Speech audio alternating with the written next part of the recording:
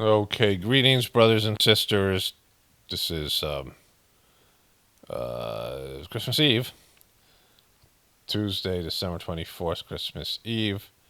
So I'm gonna make a short video today. I got a Christmas message thing I made yesterday, talking more about. This is the pain of love, but I want to talk a little bit about a couple of things here, and I got a few things to cover. Matt Gaetz, which is a little bit of an interesting development. A few other things in terms of the show or the beast. Two different names for the same thing, the show and the beast. And then, it's going to be Christmas. The first thing I want to talk about is Christmas spirit. Now, the Christmas spirit is defined here by an AI review. Christmas spirit is a feeling of joy, generosity, and goodwill that people experience during the Christmas season. And I don't think it's that. Like, that's just some, way that people talk about it. But Christmas spirit is a real thing, and it's a feeling, which I agree with. Christmas spirit is a feeling. And I usually get it like one day a year at Christmas. Usually I'm driving around and it's like maybe snowing a little bit or there's Christmas lights out. And I just get this feeling passes through me. It's like a spiritual condition. I've experienced various spiritual conditions during the meditation over the years. There's, when you're on your spiritual journey, there's different conditions at different parts and regions. And I'm going to talk about one tomorrow about the feeling of the pain of separation from God, the longing one has in their heart to reunite with their Creator. But there are these spiritual conditions you have. Like there's a condition around a wedding and, like just the feelings that people get. Like at a good one, like something there. Like there's just, when a baby's born, there is a feeling associated with it. Like a feeling is something you can't control. A feeling is something that passes through you, that just is there, and you experience it. I was talking about conditions at places that have spiritual conditions. But Christmas just has this, this spiritual condition that I've had associated with Christmas. I've experienced it, every Christmas probably since I was a kid. And, like I said, it's an organic feeling. It's a thing. It exists on the etheric world. And I almost never feel it on Christmas Day itself, right? Of course, Christmas Day is the solstice. It has nothing to do with Jesus, which I get into in my talk or whatever.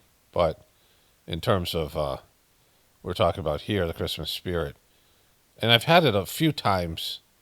This has been a time where I really felt the Christmas spirit, maybe because this is the last Christmas or the last kind of Christmas like we've had, whatever's going to be happening this next coming year or whatever it is, right?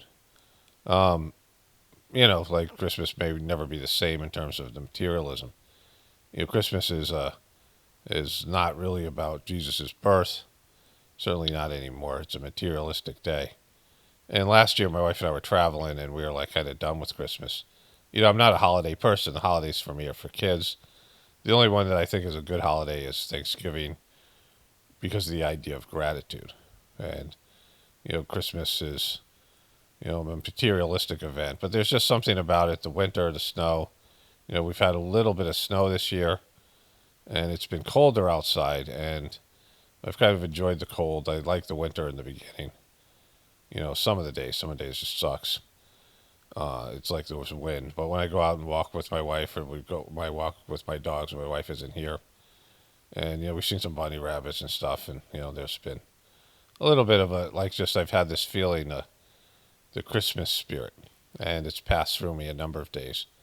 We put up some lights. I got these rope lights at Costco, like an impulse buy. I always like rope lights, and I put some rope lights up. Like we don't usually decorate or whatever it is. We got a little tree at Home Depot that was a half price yesterday.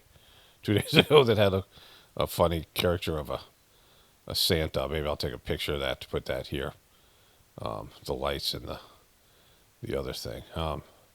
Just the Santa maybe because it's kind of funny. It's got no eyes, and my wife thought it was cute. We got it because it's a little tree, but we usually don't have a tree or anything like that. There's no limited Christmas, limited pressure. But we, did more I mean, I bought more Christmas presents for my wife this year than usual. Like, we're actually having like kind of a Christmas. I got a turkey that's thawing, right? We're making a Christmas dinner and stuff like that, which we didn't do, whatever. So, but I was just talking about this Christmas spirit thing. It's just a thing. Like, there's things that you have, the spiritual conditions of something. I was thinking about it this morning, if I was going to rank the holidays.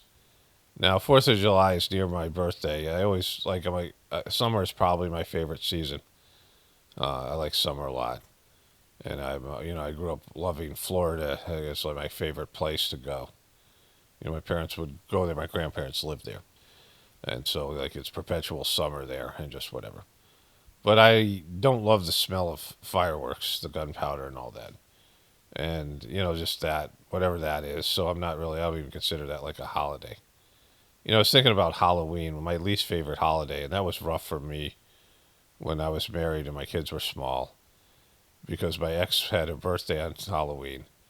And then I had to deal with most of the Halloween stuff for the kids. And then over the years, we decided not to have them eat candy. Halloween is like, especially, I don't know now, what I think even more so now. You're told not to talk to strangers and not to take candy from strangers. And then you walk around at night where people all dressed up like demons and devils wearing a costume. And you go to stranger's house and get candy, right? You go, and sometimes it's like a stranger's house where the person's like mean and nobody likes them. Some kind of, nefarious house, and the person's dressed up like the devil, and you go get a Snickers bar from them or whatever. Like, you go take candy from strangers on this one night. Halloween is the night where people express their, oftentimes they dress up like something like a monster, or devil, or demon, or whatever, right? It's just like it's just something there. It's like Devil's Night is another. Hell's Night, the night before Halloween or whatever. There's this Samhain, all that stuff associated with Halloween, right? It's the night you get to express your inner demon and, people who want to dress up and be a certain way. Just all of it. Well, as a kid, I liked it, and then when I guess as an adult, I'm like, wow, this holiday sucks. Plus, now we have epidemic of obesity and childhood obesity, and, go get a big bag of candy, right? Like, which kids are going to eat, and, with the teeth problems and, all kinds of dietary issues that, whatever, the food that's out there.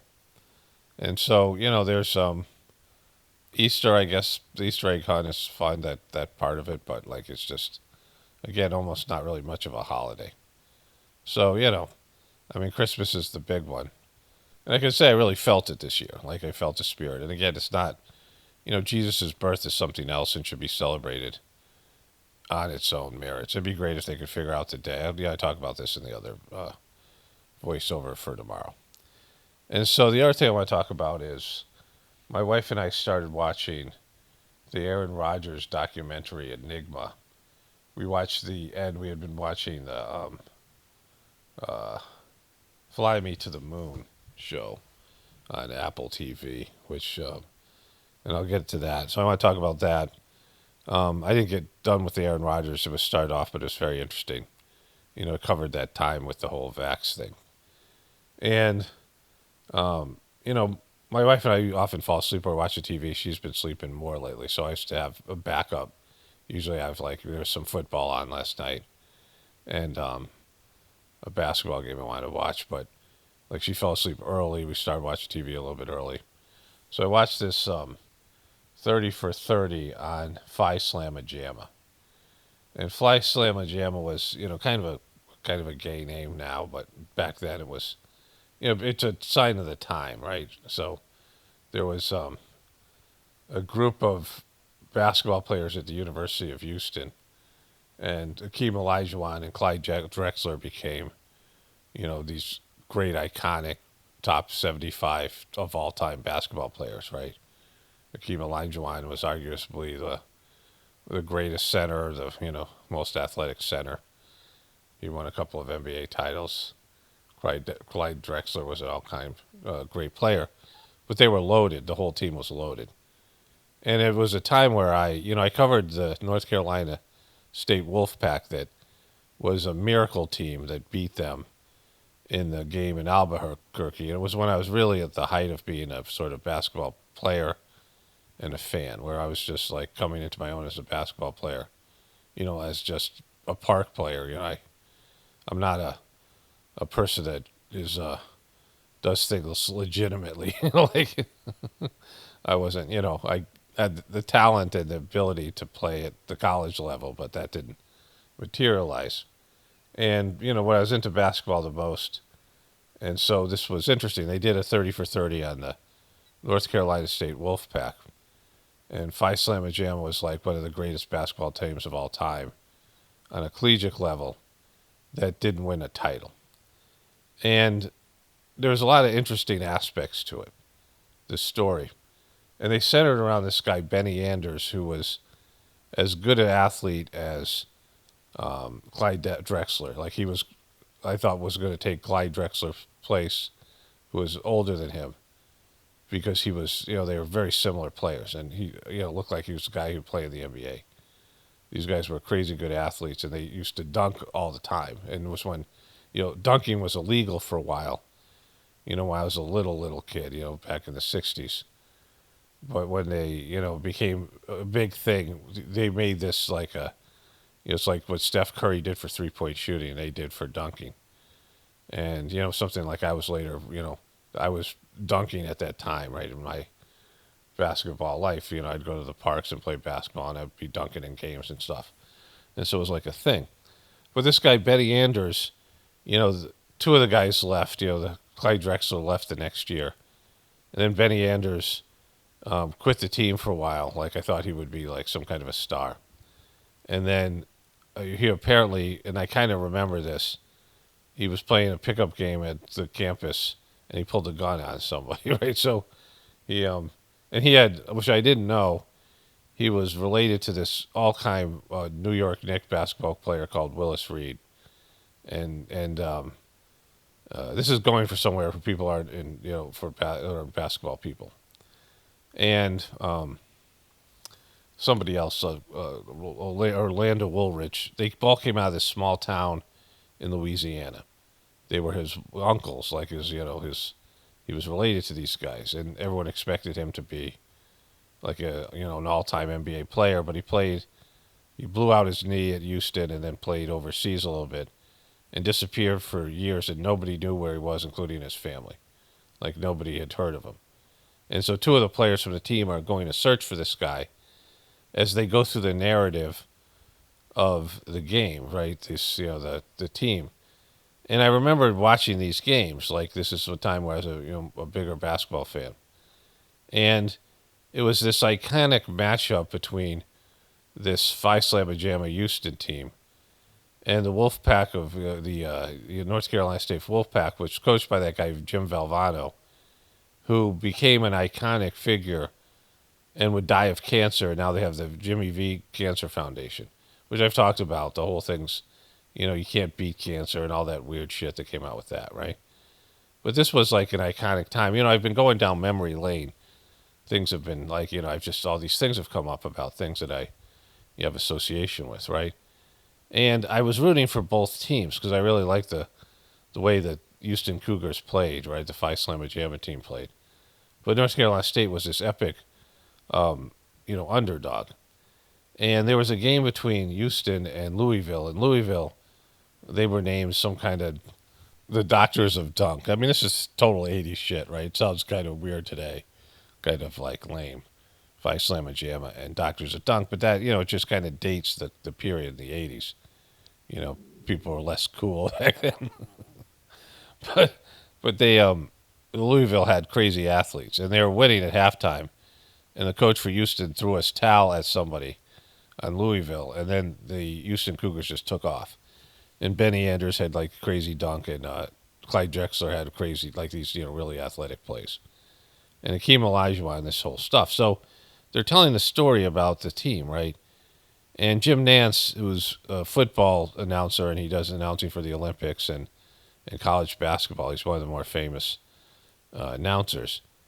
He was a college student at the time, and he was working at the university, and he had a little TV show that he would interview the coach, Guy Lewis.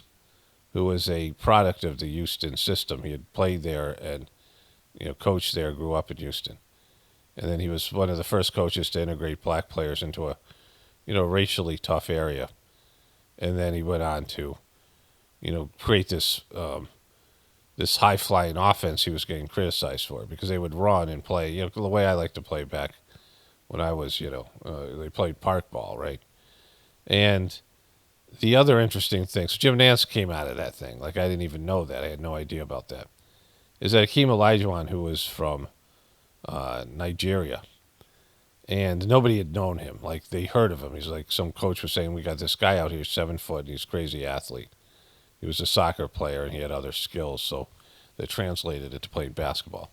And so he was telling this story that he came to New York, and he was going to interview or be tried out for the St. John's team. Like, they were recruiting this guy to play basketball, right? It's just some, kid from some foreign country in Africa, right, Nigeria. And he shows up at the airport in the winter in New York, and he's never experienced cold. Like, he's from Africa, and he's like, holy shit. He goes outside, he can't believe how cold it is. And they don't show to interview him. So he's got 3 tickets to see, like, one's like Providence and one's some other place, and there's Houston. He has 3 plane tickets to go see these various schools, right? And he's just coming from some foreign country, a 19-year-old kid. And he sees a guy from his country, from Nigeria, like a guy who's like a baggage handler or something. And he asks the guy, he goes, where's the warmest of these 3 places? And the guy said, oh, where's the one that has the climate most like Nigeria? And he says, oh, Houston. So he changes his plans, and he goes to Houston. And then they show these 2 guys who are now looking for Benny Anders, and they have these different people that they're interviewing, right? And they say, they're going to pick him up, like they're the captains of the team, and they have to pick the guy up. And they're like, if they're lying about his height, like if he's not 7 foot, if he's like 6'7", just don't bother bringing him. Like, just give him a ticket and send him on his way, right? Because sometimes they would lie about these guys. Sometimes they would lie about their age. Like, Manute Bol was like 30, and they said he was like 19. When he played college basketball. And so, these guys from these countries. But the guy, they see him and they're like, wow, he is 7 feet, but he's very skinny. But he comes out and he's like a dominant college basketball player. He's crazy good. And then he becomes one of the best all-time centers, and, just because his footwork and his athletic ability and just his natural, he's just a naturally good basketball player. So there's so much more to this story, right? And I had wondered myself what happened to this guy, Benny Anders, like when I was watching the North Carolina State game, because I remembered this whole thing, these 2 iconic teams. And so they beat Louisville, which was another athletic team. And everyone thought whoever won that game was easily going to beat the North Carolina State team. North Carolina State, to make the NCAA tournament, you can either have a really good record and beat some quality teams, or you have to win. They're in these conferences, and you have to win the conference tournament. And North Carolina State had like a losing record going into the conference tournament, and they had no chance of going to the NCAA tournament. But they had like a good team. They just had suffered some bad losses, but they ended up beating North Carolina twice. They beat them in the NCAA tournament, and then North Carolina was one of the better teams, right? This was the era, the post-Jordan era in North Carolina. Like, Jordan had just graduated from there the previous year, and Houston lost to them in the year before the slama jamma team. And so, this is like kind of iconic basketball stuff, but there's a life lesson here too, like kind of interesting life thing. And it was before I think sports was manipulative. Like, you could say this story, this underdog story was, whatever it was, but there would have to be a lot more manipulation because of the way that they do the NCAA tournament with different crews of referees that were, it was before that there was all the money in it, it was just becoming a thing, like the March Madness. And so the North Carolina State Wolfpack won their conference tournament, and they have a tough conference, ACC. They have Duke and North Carolina, these iconic franchise teams, and they had to beat all these teams to win their tournament, right? And they did, and they were like an underdog. And they just slowly won a lot of close games. They were called the Cardiac Kids or something like that. I don't know what they nicknamed. They won all these close games, like by 1 point. That was what they were like known for. And they made it into the championship game, which nobody figured, but they thought Houston would just blow them out. Well, they're playing in Albuquerque, which I would later have association with. Like I would travel and live in Albuquerque and then in Santa Fe for a while. Later on in my life when I turned 30, not that, some years later, about 10 years from there. And they played in this stadium called the Pit. It's at 5,000 feet. And Houston was a little bit gassed, and then they got a little bit tight in the game. And you could see that, when I was watching it, like everyone thought Houston would blow them out. And they started to play better in the second half, but Hakeem Olajuwon needed oxygen. And Clyde Drexler had these fouls, and there was just the iconic stuff. And I'd just watched this 30-30 with these players from that team all talking about it. And Jimmy Valvano was this Italian coach who was, very outgoing. And then he would later get this cancer, and there was this whole thing. He'd give this epic cancer speech, which I, don't like. And there's the Jimmy V Foundation. It's a whole thing associated with sports and YouTube, right? Sports and ESPN. And after I'm done with this, audio here, I'll play you the shot. There was the last shot of the game. And it was interesting that the Houston Cougars lost on a dunk.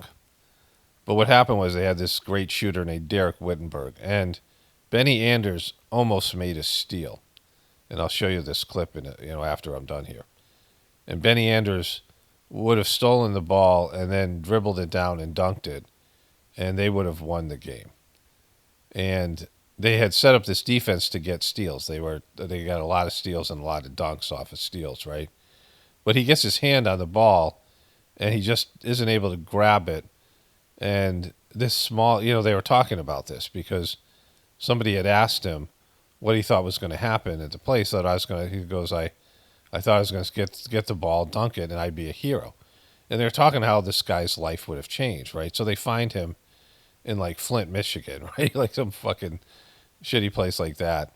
And he's out of basketball, and he's completely, he doesn't even want to talk about it. Like he does a brief interview.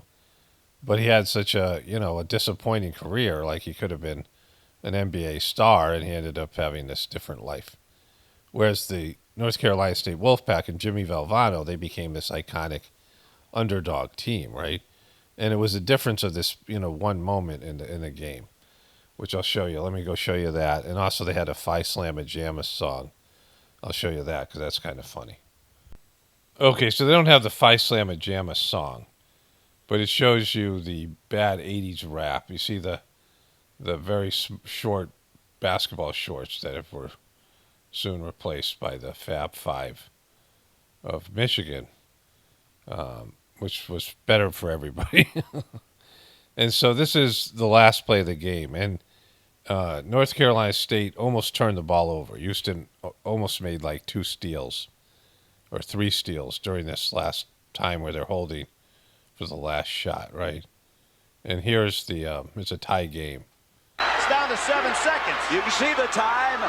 Wittenberg. Oh, it's a long ways. Okay, so that was it. And there's this famous moment here where Jimmy Valvano, They won it. here he's running around crazy. This is an iconic moment, right? Him running around like that. But here's the play right here. This is Benny Anders right here, right?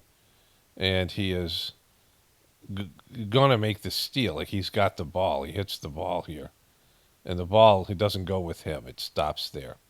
He knocks it out of Derek Wittenberg's hands. He goes this way. Just a moment in time, right? Where it changes the destiny of these various people. Where Jim Valvano, who wins 1 national championship, this is it for him, in some kind of a miracle situation, gets cancer, gives this epic speech at the ESPYs in the ESPN's awards for sports, their award show. He gives this epic speech. He becomes friends with Mike Krzyzewski, who they were formerly enemies. Mike Krzyzewski didn't like him, but he's the coach for Duke. and they become close friends, and they go through this dying process with Vilvano and this whole cancer, anti-beat cancer thing, which, is, you can't beat cancer. Like, it's silly. You can't beat death.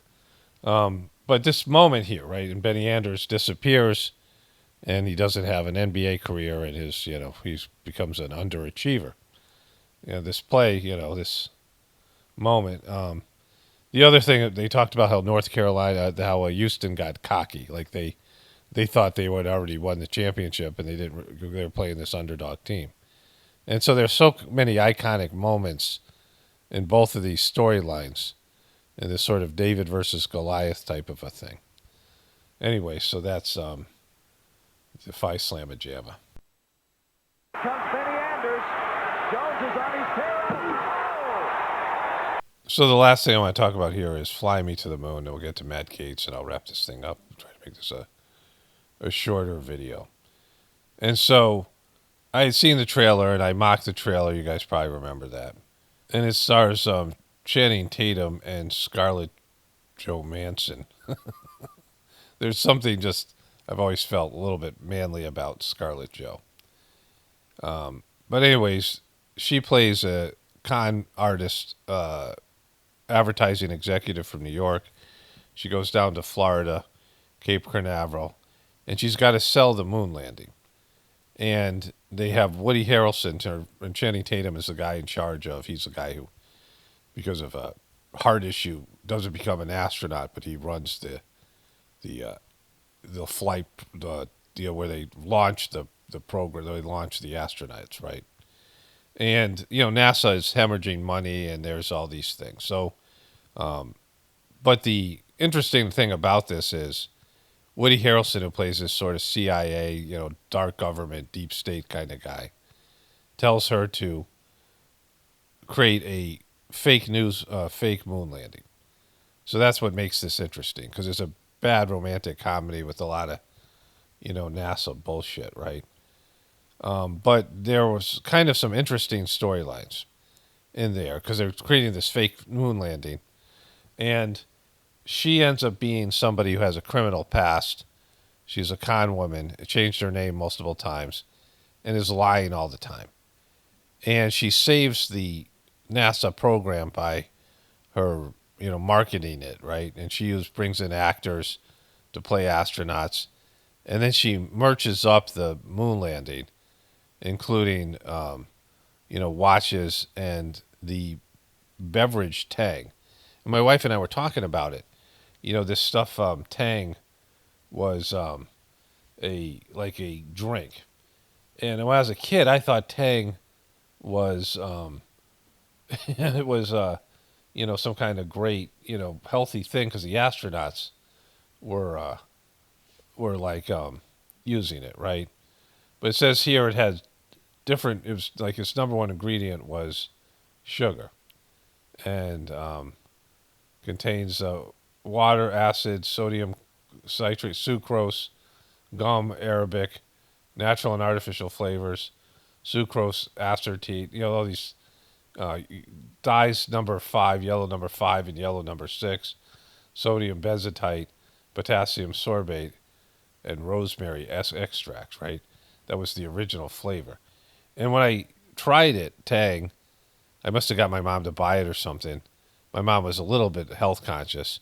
I'm like, this is worse than fucking Kool-Aid. Like, I knew Kool-Aid was bad for you. Like, I knew there were cereals, like, when I was a kid. Like, I was sensitive to sugar. And I knew there was stuff I just like, this is like poison. Like, I just knew as much as a little kid could know. And I was like, baffled that the astronauts were drinking this shit, right? But as the movie showed you, there was there's just a con. They weren't even, they were just marketing this thing because they couldn't get enough money for these, they had these endorsement deals, and they didn't have enough money to make it to the moon, right? And, all the stuff that we know about the moon landing. And, Channing Tatum, it just plays this grumpy, he has resistance to this. They had a moment in a diner where he said she's the most beautiful woman he ever saw, but then he's, like, resisting the relationship. And he's pissed that she's there, but she keeps on saving, getting funding for everything, and, conning senators and politicians into buying into the program. this was a time where the Russians were, trying to, there was a competition for space, right? And there was these intercontinental ballistic missiles carrying payloads of nuclear weapons that was at stake in the height of the Cold War, right? So, and America had a 50% rocket success rate where the rockets would just not would crash and burn before they left the ground, and they had a number of astronauts that had died, and this guy was supposed to be in charge of that group, right? So, one of the first Apollos, and then there was the religious aspects about it, where there was Christian people who didn't want to go to space, so they go on a little trip. Scarlett Johansson, what Joe Manson, what did I say? And Channing Tatum, and they go to this congressman's house, senator's house, who's in charge of one of the people in charge of the money, and he's like Christian, and he says, we shouldn't go there, right? Like, and then Channing Tatum gives him this speech about how there's nothing more Christian than going to space, and God gave us dominion over the earth, and which is one of the things I always push back against. Which God doesn't give you dominion over shit, right? If you become a higher developed being, then you're supposed to be a steward of God's world. You're supposed to respect God's world even more, not just use it like the way we. I mean, it's blasphemy, right? That idea that manifests destiny. So they con this guy into giving him money, right? And so then they get into the fake flight, and so that's towards the end of it. And they have a sound stage, and she has a gay director, but they mention there's a director who's very flamboyant, and she represents him as in this advertising ad. She's like his agent in some way, getting him gigs and things. And they start talking about Stanley Kubrick, right? The whole idea of Stanley Kubrick directed this, and there's another movie that was an English movie about this, about Stanley Kubrick directing a fake moon landing, and this director is like competitive with him, the one that she represents, and she brings him in, and he becomes very demanding, and she says, "I wish I went with Stanley Kubrick." So they're like, they know the narratives, right? And like it gets really goofy. So there's a point where they put this camera on that was a top secret camera that they put it on the because she wants to broadcast it. Like this is like they supposedly her idea, right? This con woman, this criminal who doesn't have a fake name, and Woody Harrelson's holding her past over her and making her do the fake moon landing, but not telling Channing Tatum, who pitches a hissy fit when he finds out about it because she comes clean, and he's threatening her to expose her and to her criminal record, but he'll wipe her criminal record clean. Woody Harrelson will.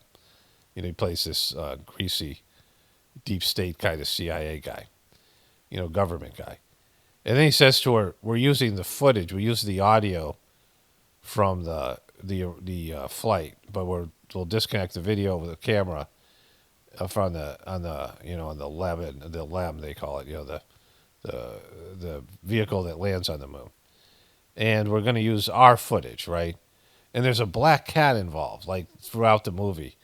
Like Channing Tatum was kind of trying to get rid of it because it's bad luck, and Charlotte Johansson, Joe Manson, adopts the thing, right? And so the black cats, they're filming the thing, and she gets the Channing Tatum to turn the video back on, but they're not sure which feed is coming through because they have it synchronized. They have these guys acting out the moon landing in this warehouse. It's wide the fuck open that anybody could walk in, but it's supposed to be top secret, right? Like it's just this goofy thing. It really didn't have to be there on the base. In like reality, they could do it from anywhere because it's just broadcasting, right? So, but no one's sure which one is the issue. And so the black cat scares a Secret Service guy, and he falls down. He almost falls, and he's hanging from a rope.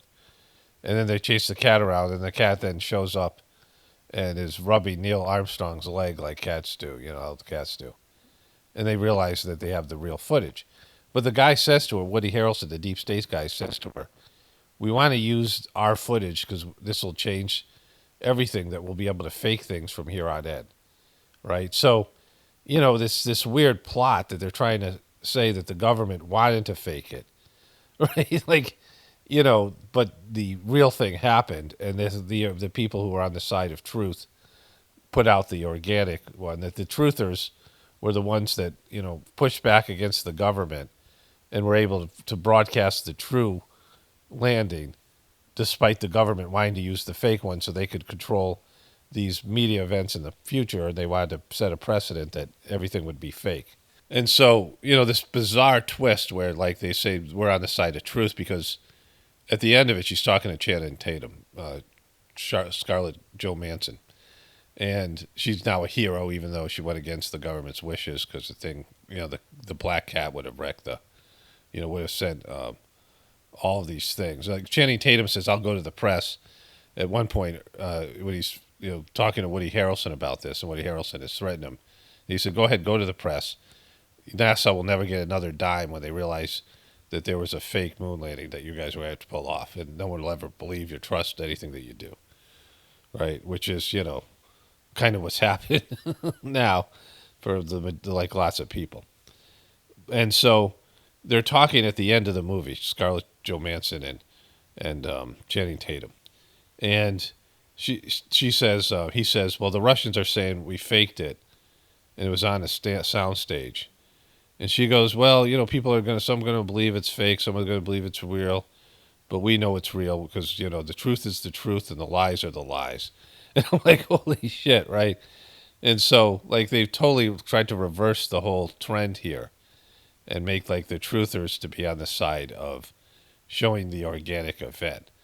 But in reality, again, I believe that the moon landing was fake. I mean, possibly it could be real, but, I don't see that as a real possibility.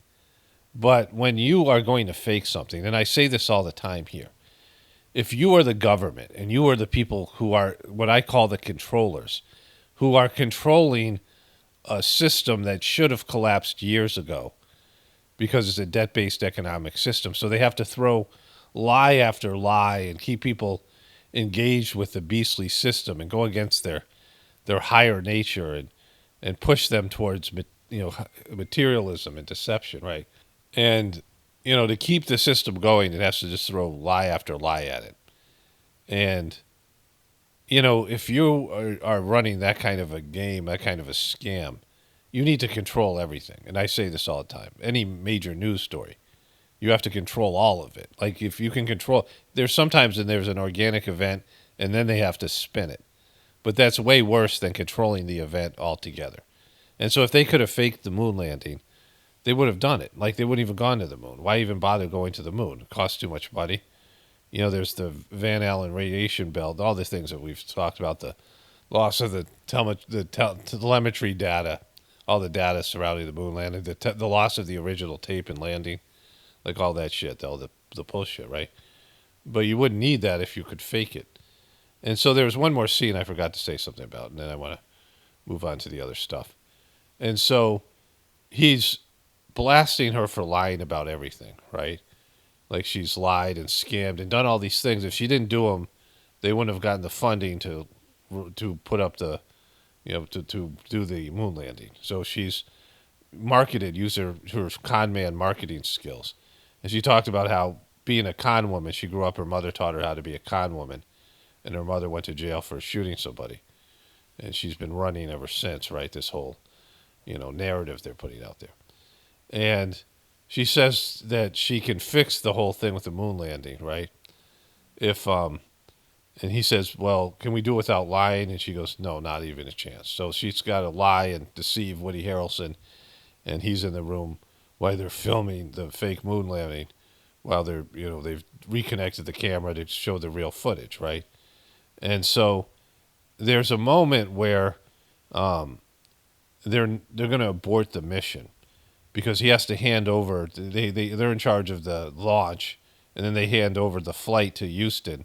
They're in Cape Canaveral in the area in Florida where they do all the launches, and he hands it over to Houston, and Houston's going to abort the mission because they're a little bit low on fuel.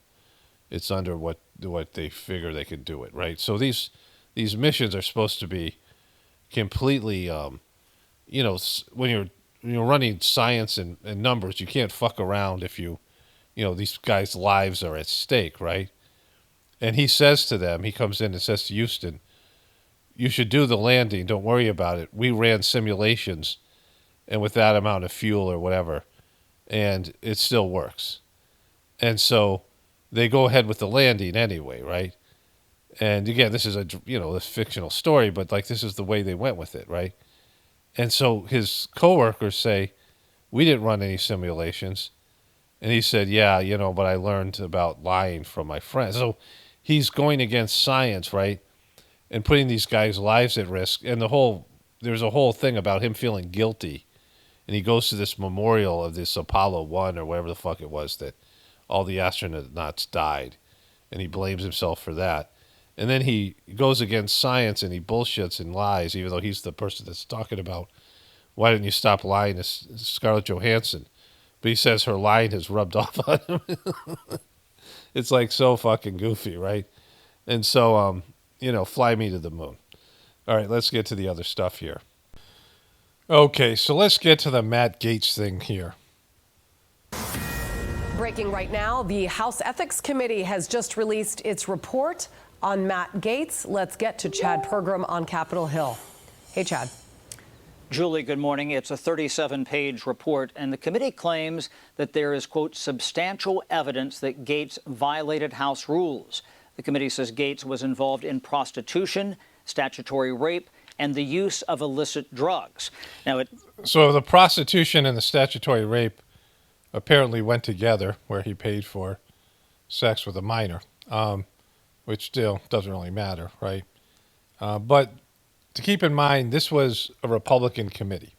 The Matt Gaetz pissed off his fellow Republicans, right? Because they could probably do this for lots of people, and not probably. They could do ethics complaints for pretty much every person in Congress and Senate because they all crossed the line, right? I looked at his fucking face, right, when I first saw this guy, and I'm like, oh, this guy looks like the devil. He's got that Jack Nicholson, those kind of creepy eyes. The other guy, just Pete Hegseth,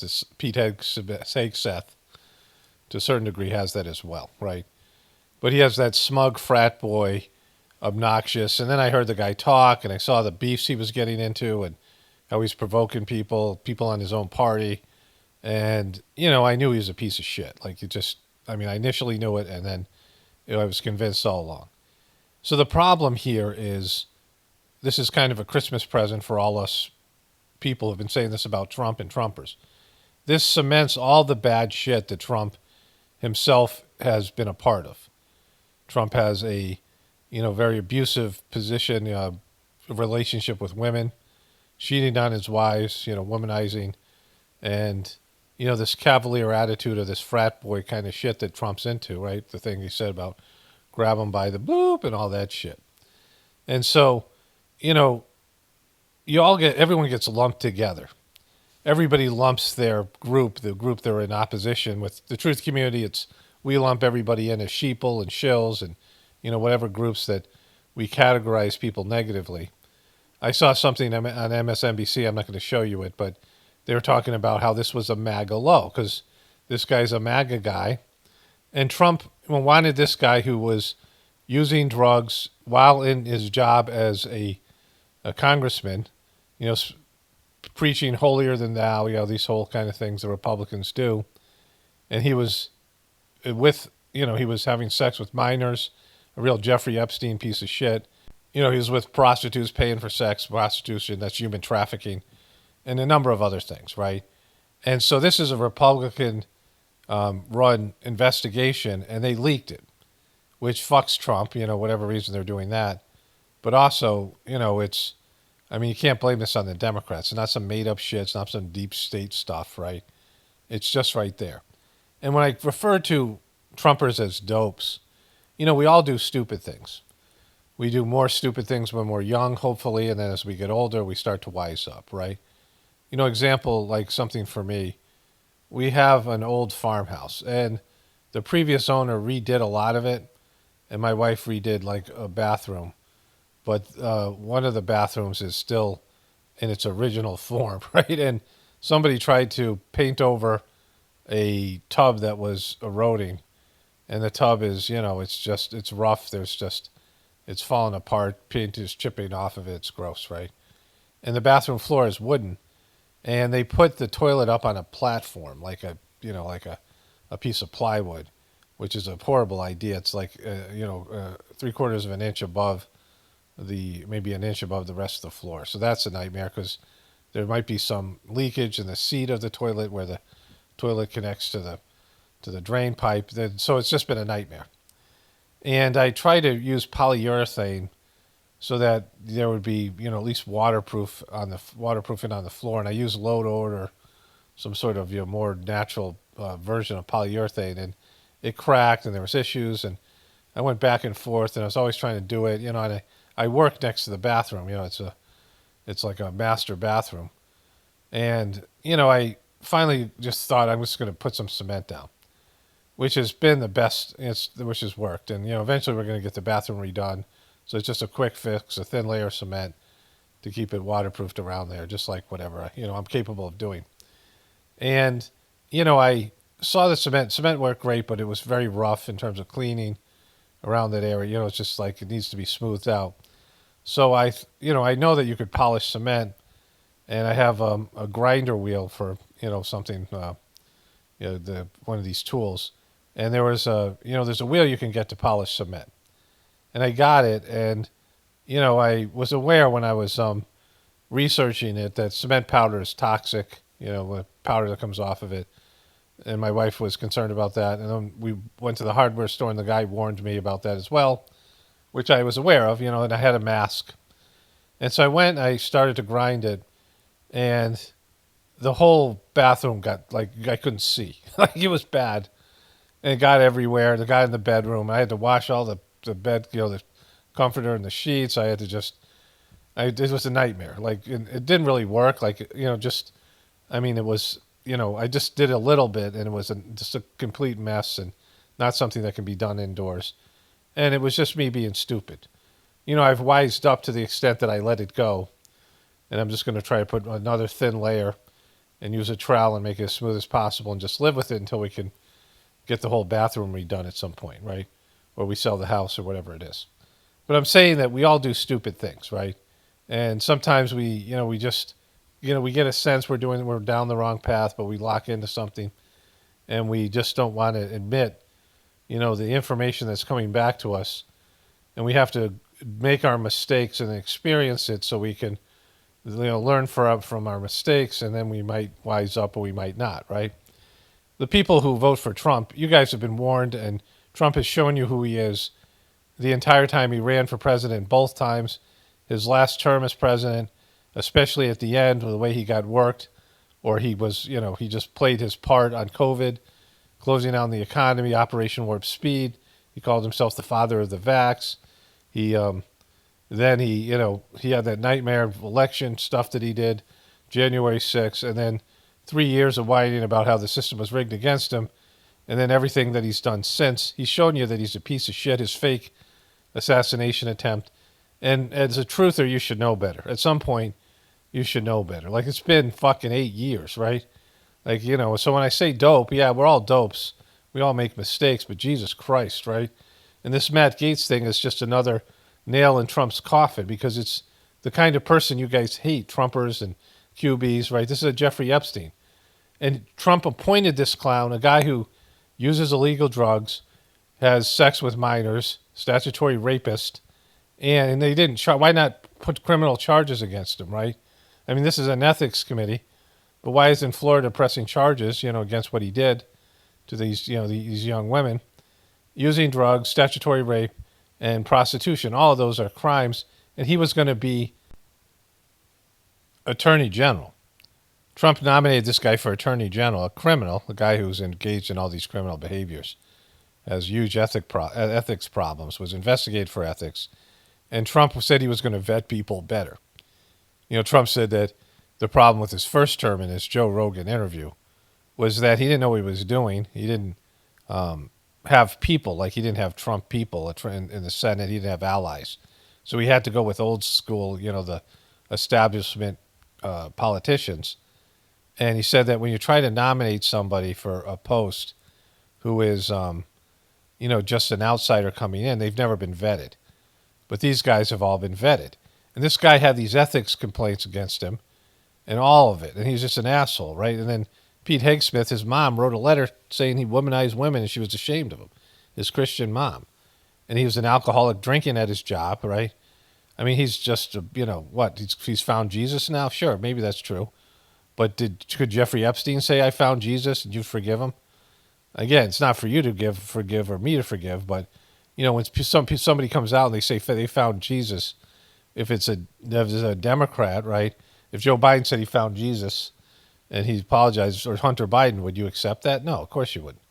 I mean, you Trumpers. Like, it's just, it's not, you're not being living by your beliefs, right? You're changing your beliefs based on the party, which is what everybody does. And so Trump is showing you he's a piece of shit by nominating this piece of shit, right? Like, this is all you need to know because it's a clown show. And God knows what this is going to play out as because Trump doesn't give a fuck, right? Like, he doesn't care. Like, he knew this was coming. He knows what's coming with Kennedy. And he'll get some of these guys. He won't get others, whatever game he's playing here. But it's not for your benefit. Like, he wouldn't be nominating this piece of shit if it was for your benefit. This doesn't help you, right? It says that Gaetz had sex with multiple women at a party in Florida in 2017 and paid them as prostitutes. The committee says that Gaetz also had sex with a then 17-year-old girl. The report says that victim received $400 from Gaetz. The committee says she did not tell Gaetz how old she was. She had just completed her junior year in high school. Now, Gaetz is suing. He had sex with a junior in high school. He's at a frat party, right? Like, he's a frickin', he's a national politician. And he's going to a frat party, and he paid a 17-year-old girl $400. To block the release of the report. His effort for an injunction says information in the report is, quote, false. It adds that the reputation of Gaetz, quote, would be immediate, severe, and irreversible. Some Gaetz allies criticized the ethics committee. Yeah, of course, this is Fox News. And it gives the opposition fuel, right? April, I'm wondering what your takeaway is from this report. It's obviously been long anticipated. Is it about what we had expected? Is it worse? Is it better? And what does this mean for Gaetz' potential political future, if he even has one? It's worse because it's real. When you think it versus when you know it, that's the whole piece. Now we know it. For those who support transparency in government, this is a win for them. But it's definitely not a win for Matt Gaetz, who Donald Trump did not vet for the office of to be in a cabinet position. So these ethics reports were from an ethics complaint from him like 2 years ago. And so there was an ethics violation, and they had a report which had been sealed. And so these were things that they had found out before and kept them. And Trump could have talked to any number of people on the ethics committee, and they could have said, even if they couldn't disclose what's in it, which they could because Trump's the incoming president, I think, but let's say they couldn't. They could say, don't nominate him. It's just a nightmare. This thing cuts out. He's going to make a fool of you. And Trump doesn't give a fuck, right? He doesn't care. Like, Trump's like the honey badger. Like, he just goes in there. I can do whatever I want. Like, he doesn't. Now he knows that he's not running for president again. And he's got this rule from the Supreme Court ruling that says he can get away with anything. And so he ain't going to do things for you. He ain't about you. He ain't never been about you. Like, Trump, he's not that guy, right? He's not some savior. He's a selfish, narcissistic, competitive prick. And he's all about Trump and aggrandizing himself, enriching himself, and all these other things. And so whatever he does, I mean, nobody really knows, including himself, but it isn't based in what you need or what's good for you or what's good for the future of America. Like, that's never been Trump. And so when you believe that's the case, what can you do? Like, when you have 40% of the population, of the voting population, believe that Trump is that guy, or at least 30%. Some people just voted for Trump because they thought he was better than Biden. But, the people who are hardcore Trumpers, they believe like he's the second coming of Jesus, You think Jesus would be associated with this guy? Right? He's a Republican Jeffrey Epstein. So one of the big problems is this guy gets to gloat. This piece of shit, right? The hammer guy, Lawrence O'Donnell, and all the people like him. All the people on Morning Joe. I mean, I'm not going to show you all the clips because, we know what they're going to say, because this is them lumping everybody in together, just like they do with conspiracy theorists and truthers, and they do with everybody. And this sucks for Trump because he's got an issue with these kind of complaints and been sued and, these things, charged with these various things. Some of those things are less, less believable. Like that woman in, whatever her name is to him, New York. But still, Trump has these issues. He said some things. He's behaved in a way, cheated on his wife. The other guy, Hegseth, he's cheated on his wife. Again, these are supposed to be Christians. They're supposed to be the moral right. All these things, right? Alcoholism and abuse and drug use and all this stuff. And it just, it lumps everybody in together. It's like a bad, making impulsive decisions and not knowing what the fuck you're doing, right? And this guy gets to gloat now. Well, the House Ethics Committee today released a report unlike any in the history of the House Ethics Committee. The Ethics Committee unanimously believes that former Florida Republican Congressman Matt Gaetz raped a 17-year-old girl in Florida. The committee, quote, found substantial evidence. Substantial evidence. And I want to say, this idea that she didn't tell him how old she was, he's on drugs, but how old can a 17-year-old look at a frat party? Like, how old do you think these girls are, right? 19 maybe? 20, if you're lucky? I mean, this is, you're a 36-year-old senator and you're at a frat party using drugs and partying, or whatever these places he went to, right? And so, whatever these circumstances are, he's, this is a Hunter Biden person, right? Making very impulsive, bad decisions, thinking you'll get away with these things. And it was a committee run by Republicans that all voted for him. It was also some Democrats, obviously, but the chair of the committee was Republican and is now. And then all the things that he did to piss off McCarthy, who was a Republican, and these other things, right? Of that rape. That victim is named in the Ethics Committee report as Victim A. As reported previously on this program by an attorney for a teenager who was paid to have sex with Matt Gaetz, that teenager witnessed Matt Gaetz having sex with the 17-year-old minutes after Matt Gaetz entered a party and immediately upon meeting the 17-year-old. The committee report says the committee received testimony that Victim A and Representative Gaetz had sex twice during the party, including at least once in the presence of other party attendees. Victim A recalled receiving $400 in cash from Representative Gaetz that evening, which she understood to be payment for sex. It's pretty generous, that Gaetz. That's human trafficking, right? The time she had just completed her junior year of high school. Victim A acknowledged that she was under the influence of ecstasy during her sexual encounters with Representative Gaetz at the July 15th, 2017 party, and recalled seeing Representative Gaetz use cocaine at that party. Last month, Elon Musk was part of a group on Donald Trump's plane. All right, so this guy gets to gloat, right? And, this is where everyone gets demonized, all the MAGA people, because this is hypocritical, right? These are the people that were supposed to go after the child abusers. These were people who were supposed to drain the swamp. These were the people that were supposed to be Christian, right? These are the people that's supposed to have the moral high ground. And Trump just threw that all away by nominating a guy. He should have never been attorney general, despite these charges. This is a position where you're supposed to be enforcing the rule of law. Trump put somebody in that would totally subvert the rule of law to rule on Trump's behalf, right? To go after people that Trump told him to go after. This guy would have been a nightmare, right? This is the kind of person Trump wants in there, a completely partisan Trump backer that was owned himself, right? A criminal. And so, just a mess. I mean, Trump person, you have no high ground now. You have nothing to say. I mean, you've never had anything to say. The last 4 years show you that Trump's a piece of shit. And you kind of knew it when, January 6th happened and the whole thing that he got worked all those ways that he hurt the truth community, he hurt all of us, the Cubies, even started to bail on him. But then, after 4 years of Biden, people came back around to Trump. And then he had that fake fucking assassination attempt, all that bullshit, right? And now this thing, right? It's just going to be more of this stuff. Trump's a piece of shit, and everyone should know it.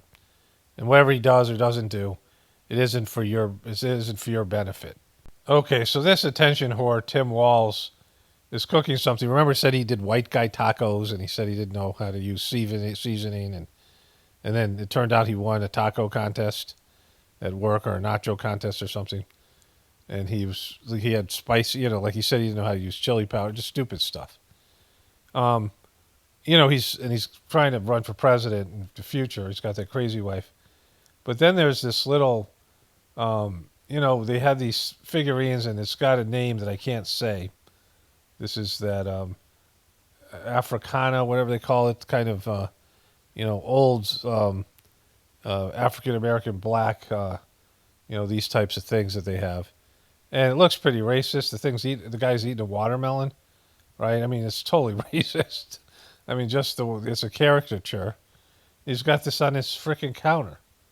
I mean, he's got a black person eating watermelon with, just exaggerated features and what a nightmare this guy is, right? He's smiling there himself, clueless. Like, he doesn't have a team of people saying, yeah, you should take that thing and throw it the fuck away. Why has he got that? Why would anybody have this? I mean, certainly a white person. Why would they have something like this in your kitchen, right? I have not enough space in my kitchen. My family, when I'm cooking, I do like the majority of cooking. And, we don't have enough counter space. Like, I don't know anybody who has enough counter space for all the things that, I have a sous vide thing that's big and, I now have an air fryer and like just all these things. And, there's just not enough space. I mean, people have to have a huge kitchen to have all the counter space you need. And I don't have room for tchotchkes and decorations and bullshit like that, right? But apparently Tim Walz wants to have this racist thing in his kitchen that he looks at every day, and then he claims to be a liberal. This week, Luigi Mangione, accused of fatally shooting the CEO of United Healthcare, Brian Thompson, was charged with 4 federal criminal counts, including 1 for murder. This isn't about Luigi. Could carry the death penalty. These charges came days after the Manhattan DA's office filed 11 state charges, including first-degree murder in furtherance of terrorism. Boom. All right, let's get into this thing here. Though, about the healthcare industry and who exactly it serves. Joining me now is Dr. Sachin Jain, the CEO of Scan Group and Scan Health Plan, a California-headquartered Medicare Advantage plan with more than 300,000 members. Dr. Jain, thank you so much for joining the show. I want to let our viewers know you have a very unique point of view here. You're a practicing physician. You were a senior advisor to the administrator for the Centers for Medicare and Medicaid Services at the U.S. Department of Health and Human Services. And now you're the CEO of a not-for-profit health plan. According to the feds, Mangione had a notebook on him when he was arrested. Inside it, he wrote, quote, "The target is insurance." Federal prosecutors allege that Mangione did this in an attempt to spark a debate. It's a good thing he did that. Like, he's got to have this incriminating notes because he was a really stupid kid that was a valedictorian of his school. And, everyone considered him really intelligent. But he had all the incriminating evidence, including a manifesto and everything else on him. To spark a debate over insurance industry practices. Do you think insurers are now listening? I think everyone's listening. I think we're in a moment of reckoning right now, Katie, where there's a greater realization that people are unhappy, they're frustrated, they're angry with the state of U.S. healthcare. And So you needed this fake Luigi Mangione bullshit thing to tell you this, right? It's not just this, it's everything. There's something else. I'm not sure it was this. There was something on the news, maybe it was how angry people are at the media. The Trump election, Trump represents the outsiders, even though he's not an outsider. And, him being elected, the people who disliked him, people who are never Trumpers, that end up voting for him, is because people are just sick of the bullshit. People aren't watching mainstream media, don't trust it. They don't trust, the establishment and certainly the medical community and the big pharma and all this other stuff, right? And they know it. Like, how do they not know that? Like, how do you fucking not know that? I think all of us who work in healthcare are starting to begin to look inward. And you're starting to begin looking. The question, like, shouldn't that be something you do all the time? Like when you do a job, like I had a job where I was in treatment centers, right? I worked at a treatment center, and the CEO of my place. So I had, there was these cottages. So I was half of cottage 4, unit 4, when I worked at the one school that was for kids. This was before I had my master's degree. And then there was another unit. I forget the name of that unit. I think that was 4 as well. But then I had my master's degree in counseling, and I was a clinician. And I had 12 kids that I was responsible for. And then there was a caseworker that also helped. That, again, and these positions were always being unfilled. Like we went months without having a caseworker. But the caseworker worked with whoever was the people in charge of whether it was like social services. Some of these guys were convicted felons. They were adults. They were convicted as adults even though they were minors. And so this caseworker had 24 kids. There's 24 kids in the cottage in the unit. And then I had half of them and another clinician had the other half of them, right? And, I was in charge of saying that when the kid got to leave the establishment, right, leave the school. And, I would interact with these people that were in charge of these kids' lives, sometimes as a parole officer, sometimes as a social worker, and we would have conversations and try to set them up for success. And could they go home or not? Was the victim in the home? Could they, were they ready to matriculate into society? And it was very stressful because these kids were all good at faking, and some of them would go through the program, but you knew that they were going to go out and offend somebody. But they had done what they were supposed to do, and you had a sense that the kid wasn't safe, right? And so it was a prison sentence, though. It was like, these kids were locked up for over 2 years. It was an 18-month program, but usually took 23 months. And the place was making money off of it. The place was turning a $9 million profit, but it was a nonprofit organization. And these, governments would pay, whatever it was, state governments would pay $120,000 a year per kid for them to be at this school. And they were not getting that kind of level of care. Like, it was a place that was run in such a slipshod way, right? I mean, they were stealing money from the taxpayers. And there was a time, most of the times there was a waiting list. And so they always had somebody ready to come in. And so there's some pressure to get kids through the system to keep, the idea that these kids that were potential customers, keep them rolling in, right? But there was a time where we weren't on a waiting list, and we had this guy who was in charge of the school. He was like the overseer, the principal, the manager.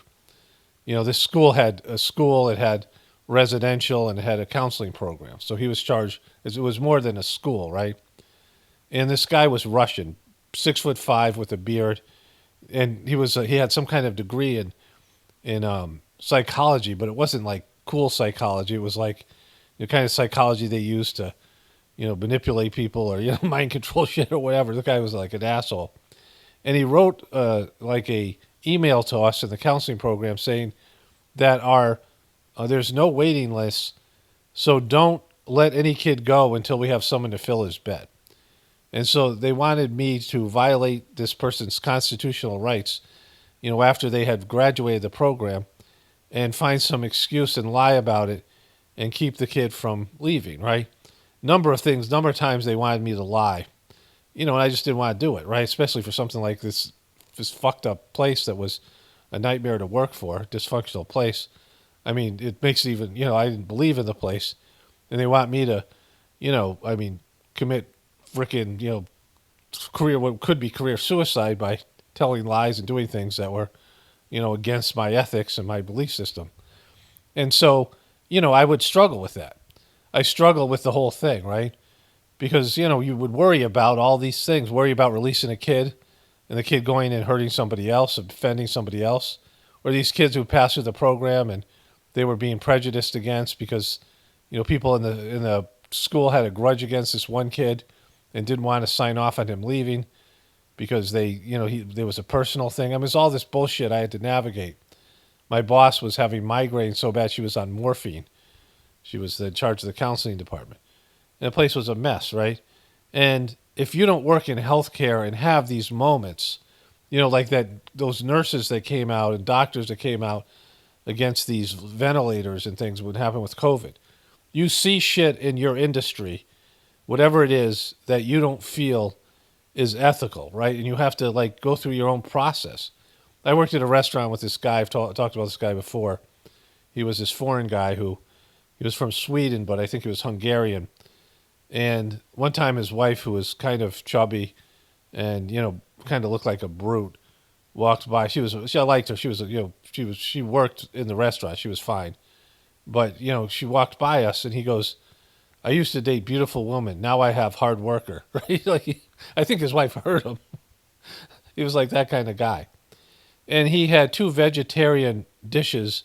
This was before I was a vegetarian when I started meditating. And of course I'm not now, but for 18 years I was. But I was in the liberal area near Smith College in the Five College area in Massachusetts. There's lots of people who are vegetarians.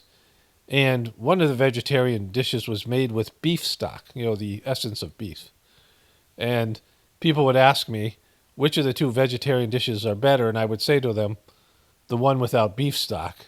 Because for them, that was to feed a vegetarian beef stock secretly is a fucked up thing, right? And we told them, you can't do that, right? But he didn't listen. And so there's things that you find out about your job in your industry. And everybody in the healthcare industry, my sister works in the, some kind of hospital, and they took her pension like it was a total nightmare. I'm not totally aware of it. My nephew works in the pharmaceutical. He's like an executive now or whatever, I don't know. But you have these ethical moments, right, where you see some fucked up shit at your job and you question the industry. And so this guy's saying this, for this guy to say this stuff here. People are unhappy. They're frustrated. They're angry with the state of U.S. healthcare. And I think all of us who work in healthcare are starting to begin to look inward. And starting to begin. Well, how do you start to begin? Well, what the fuck are you talking about, right? You have to know it's a mess. And if you don't, you're brain dead. Everyone knows the insurance industry is a complete disaster. Pharmaceuticals are a nightmare. And the healthcare itself is for profit, and the way people are treated, and the veterans hospital. I mean, so many fucking things, right? Merry Christmas, bro. Okay, so one of my viewers sent this to me, and it's on Twitter, and the caption was, "People are pissed because Kardashians are mocking Jesus with their demonic Christmas, whatever the fuck this thing's going to be." Okay, so they're going to play Santa Baby here, that annoying Marilyn Monroe song. And they would probably copyright it, so I'm just going to redo this part. I realized halfway through the thing. This thing is demonic. That glitching is them. It's just, they're doing that to make it, I don't know, whatever. It's like a horror show. I was telling my wife about it. She goes, someone said something about it on Reddit that you can't unsee it. But she's doing the Babylonian hoe thing here. And, she sucks at acting. She's so stiff. And the whole thing is her walking through this demonic house of hers. And she had that Illuminati. There's this freaking freaks over there. That Illuminati Christmas card a couple of years ago. My wife was saying, they're witches. And I'm like, yeah, they have a coven of 5 dopes, right? Dopey witches. And then the mom, right? So the coven of Babylonian hoe witches. And so they're doing hoe stripper there, they're doing hoe not stripper, twister. And then this I think is that the big one? I don't know. They got a donkey, but it's just, I think it's mostly Kim in this thing. She's always the star. And they're trying to bring Jesus into it, but it's just a fucking mess, right? And it's got a kind of a surprise ending. And kids watch this stuff, right? They have kids. Most of their fans, I assume, are younger. like, because they're so dopey and they're so remedial. And, it's just, I mean, it's not artsy fartsy. It's like not, they're trying to be something here. But it's just degraded and gross and a mess. And she just sucks at it, and her trying to walk sexy or whatever the fuck she's doing there. It's just an absolute freak show in this thing. And all these glitches is what they did. I think I started fast forwarding it here. And then, look at that demonic, look at these freaks they got in there. Okay, there's that. Let's turn the frickin' song off. I'm gonna have to go do that. There's a couple guys there. I guess that's the one of the daughters there. Maybe not. I don't know. I think that's one of the Kardashians. I don't know who the F that is. Somebody walking around. It's just these guys here doing what they do. Somebody swimming there. Train to hell. There she is doing more. Just Skim's the star of this thing. And there's these guys. Obese kid getting his head shaved. This guy here. Is that an owl? I believe that to be an owl. Maybe not. It was a panda. Fucking. It's supposed to be a reindeer. It looks like an owl. They're petting the thing. Look at these two pedophiles here. I mean, just like so icky. There's more of this this Babylonian hoe. There's a dead hooker over here. Some muscle-bound guy over there. Just so frickin' gross. These are some little people who I guess are elves are robbing the place. There's a lot of money they're mopping up there. And this guy, I mean, it's just this frickin' Halloween masked person. Just a horror show. I don't even know where this came from. It's on Twitter, but it's some kind of Christmas message they're giving. And, they have a lot of young fans, and I mean, it's just so degraded. It's not even like artsy. And then she's about to service Santa, apparently. And he's filming her. So, and it's freaking Macaulay Culkin. Holy shit, right? And this thing. And he's always been a strange dude. Okay. So, I don't like musicals. And I don't like Broadway stuff, plays, and any of that shit, right? Just dislike it. There's one Bollywood movie I like it, but I, dislike those Bollywood things. Only as a goof, I could watch it. But whenever there's going to be a song, when people are singing, just stop it. Especially the crappy songs they sing, right? But one of my viewers sent this to me saying, I know you don't like this, and I know you don't cover it, but this is hilarious. And so Ariana Grande is going to say, she's in this movie called Wicked, based on a play. And she's saying she doesn't understand a song. And the other woman's going to say, oh, that's so powerful. And here's the song here. Elphaba, who I guess is the other witch, the evil witch, or the one that's usually considered evil. This is another one where they're turning the evil witch into, the villain into the hero. Why couldn't you have stayed calm for once instead of flying off the handle? Of course, it's a witch. I hope you're happy. I hope you're happy now. I hope you're happy now. You've hurt your cause forever. I hope you think you're clever. I hope you're happy. I hope you're happy too. I hope you're proud how you wouldn't grovel into submission to feed your own ambition. I hope you're proud how you would grovel into submission to feed your own ambition. So though I can't imagine how, I hope you're happy now. Elfie, listen to me. Just say you're sorry. You can still be with the wizard. What you've worked and waited for. You can have it all you ever wanted, I know, but I don't want to. No, I can't. I know I can't want it anymore. Something has changed within me. So you get the idea. So this is what they say about this here. I didn't know what any part of it meant. That's really powerful. I didn't understand the first sentence. I've seen This week, people are taking the lyrics of Defying Gravity and really holding space with that and feeling power in that. Okay, so she isn't confused about the song Ariana Grande. She's confused about that woman, the interviewer, saying that, right? So they're talking about this interview they did with this woman, this strange woman, new age woman. You know, this is Hollywood speak, all of it. Like, but this one woman's way worse than Ariana Grande and her co-star. And so she said that thing, you know, what you just heard, and then they're reacting to that. And then I definitely didn't understand what was happening, how you responded. I was like, oh, what did she say? What did you hear? And I just wanted to be there because I knew something big was happening.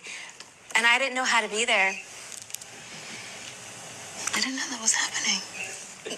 But then after a while, I didn't know how to be there. Yeah. That's why I wanted. Yeah. She said something that meant something to her. It meant something totally different to you. Yes. And then she tried to kind of get somewhere else. Yeah. And the craziest thing was, I remember in the moment asking myself, am I okay? Did I not hear something? And I was like, because she looks like she's about to cry again. And I'm going to grab this because I think you might need something. Yeah. And I don't know what the tapping was about. Tension. That happened. Tension. Yeah, that happened. I was like, oh shit, something's happening. She had said that she was seeing it because she was in queer media. You know, I am in queer media. And I was like, I honestly didn't know what that meant. And am I also in queer media? Yeah. Maybe? We are great. What? I would venture to guess that you guys are definitely in queer media. But who's to say? So that's Hollywood speak there, right? So I got this thing on a border collie. I want to show you. One of my viewers sent it in. Hopefully I could I'm not using the whole song, but some of it here. I'm ready to work. I'm ready to work. I'm going to go. I'm ready to work. Let's go. So the person who sent, this is my dog Lucy, my mostly border collie dog Lucy, right?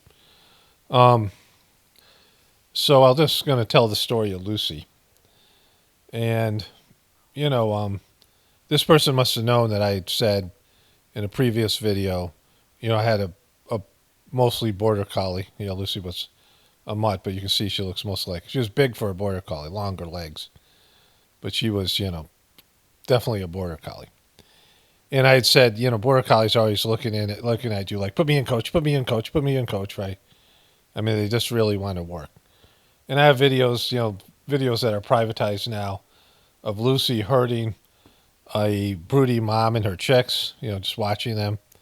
I got her to herd the cows, and I got her to be okay at it, but, you know, I wasn't a good, I don't know anything about border collies and training them. And, you know, she needed to work. And so when I was doing Shruti counseling, that was the first phase 1 before phase 2, which was Pockets of the Future. And I was going to these seminars, you know, these places where they'd have, you know, sort of, I don't want to say just new age stuff, but health stuff and wellness stuff and things like that. And, you know, I had this banner and I had a booth. And, you know, my family was there, my kids and my ex, and it was in this park. And they brought in all these rescue dogs. And my kids went and found this dog, and I went up and I looked at her. I was like, oh, we got to get that dog. We weren't in the market for a dog, but there was just something special about her. Her name was Blair. She was 1 year old. That's the name they gave her at the rescue center, but we called her Lucy, and she, you know, picked up on the name. And I brought her home. She immediately connected with me as her, like, primary owner and master and trainer. And I didn't know anything about border collies. And we didn't have any animals at first. And she would not urinate in the yard. Border collies would only go in the woods. Like, we had a big yard, you know, it was about 3 acres. We turned some of it into pasture eventually. And we had a little bit of woods in the back. And I used to have to walk her on a leash into the woods for her to go to the bathroom. She wouldn't go otherwise. And, you know, like, we'd let her out, roam around the yard, and she just wouldn't, right? And she was, you know, needed to work. And we had the cows, and, you know, in the beginning she'd jump at the cows, and we had like a leash we had this, you know, the cows had a halter, and we dragged the cows down from the fenced area to a barn where we'd milk them, and then we'd bring them back, right? And Lucy was, you know, she was a very nice dog. Eventually she loosened up a little bit, right? But she, you know, she just was a working dog. Like, they they don't act like other dogs. I would never get another border collie, even though they're great. It's almost like they're more evolved than they're like a next step in dogs in terms of their ability to work and their focus. And, it's innate to them, and you just have to be able to, pick up on some of the training. I watched some videos and I tried to figure it out. That was our first homestead. She didn't, I didn't need her to herd, and it really wasn't possible to do it. But she used to run around behind the cow. We brought the cow in. She was mostly helpful.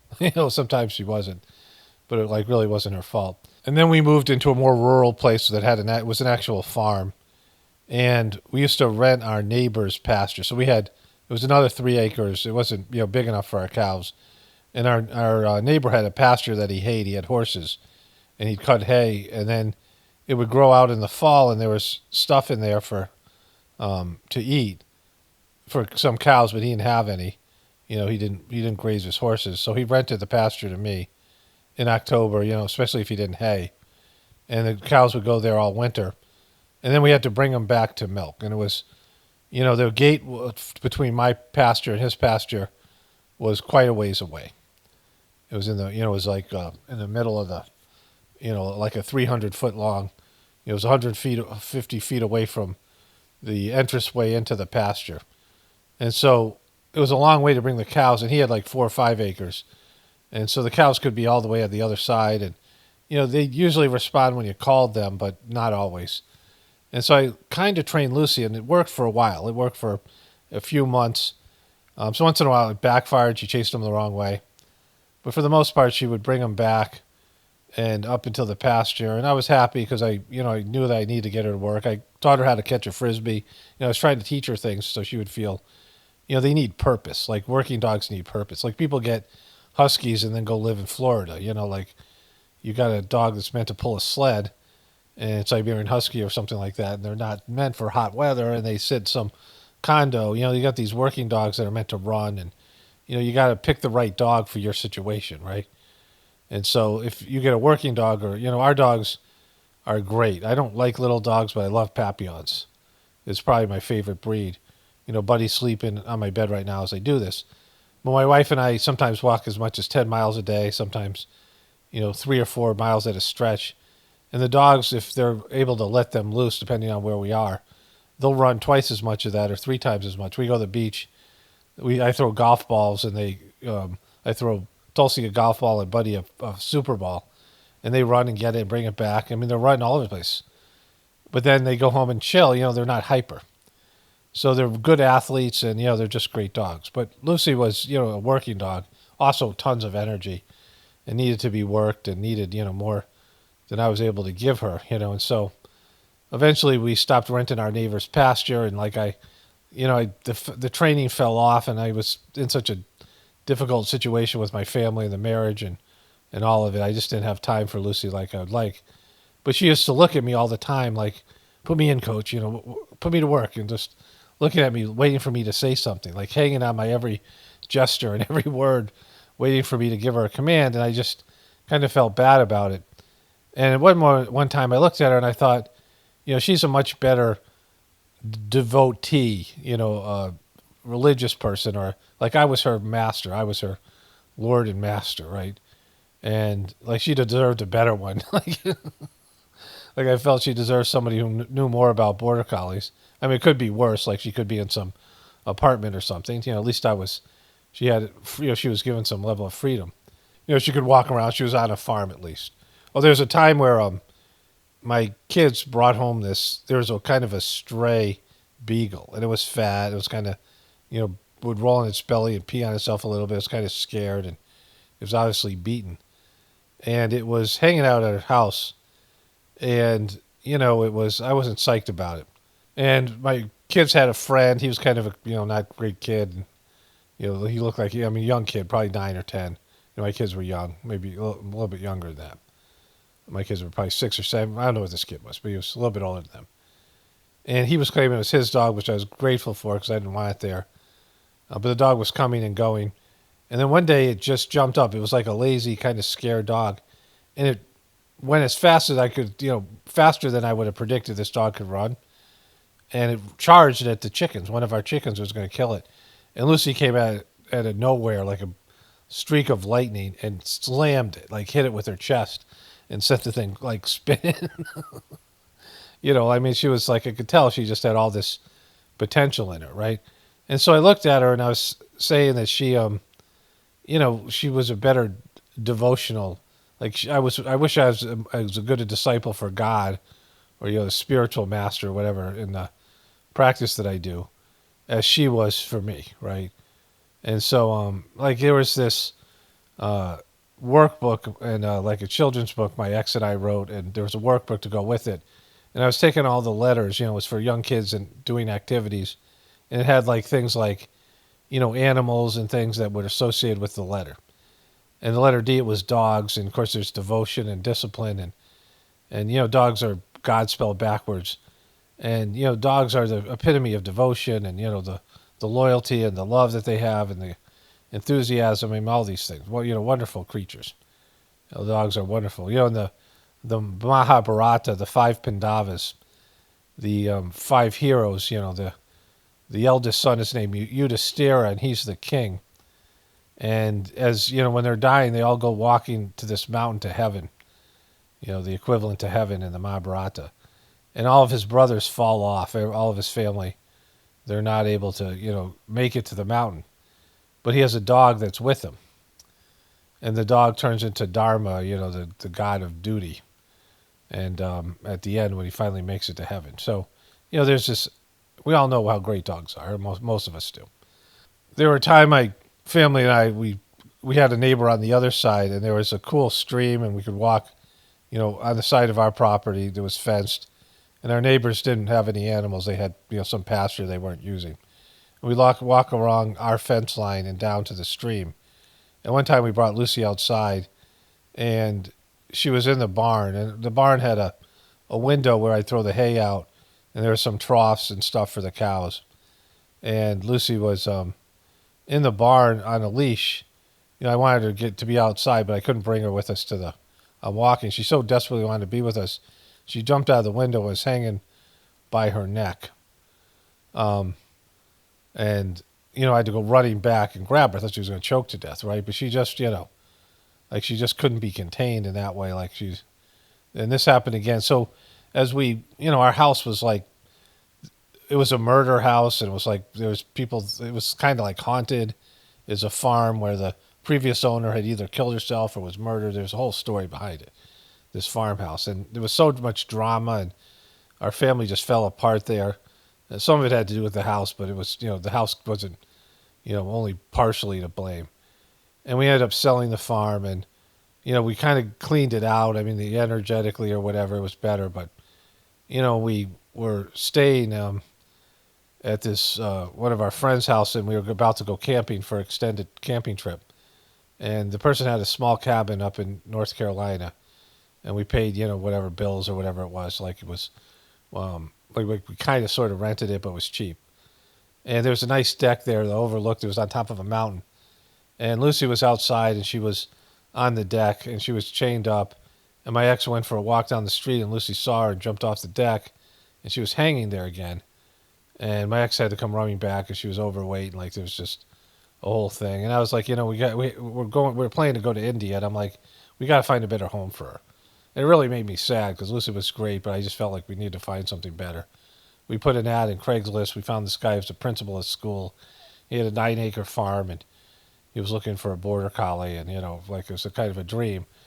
But it was really sad to part with her. It's one of the a lot of disappointments, and my life from that period of time. I've talked about this extensively in the Journey series.